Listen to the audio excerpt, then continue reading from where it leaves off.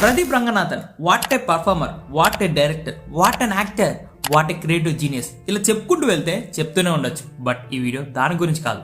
ప్రదీప్ రంగనాథన్ మూవీస్లోకి ఎలా వచ్చాడు, ఎలా ఇండస్ట్రీలో సెట్ అయ్యాడు, ఏమేం ప్రాబ్లమ్స్ ఫేస్ చేశాడు, డైరెక్టర్ టు హీరో ఎలా అయ్యాడు, అండ్ అప్కమింగ్ మూవీస్ ఏంటి, వీటి గురించి మాట్లాడుకుందాం. దానికంటే ముందు ఒకే ఒకటి, మన వీడియోకి లైక్ చేసి డ్రాగన్ మూవీ మీకు ఎలా అనిపించిందో కింద కామెంట్ బాక్స్లో కామెంట్ చేసేయండి. Let's get into the video.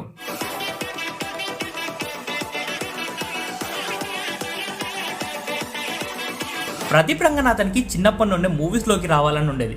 అందరిలానే BTech చేశాడు, కానీ బీటెక్ నుండే లైఫ్ మీద కాన్సన్ట్రేట్ చేయడం స్టార్ట్ చేశాడు.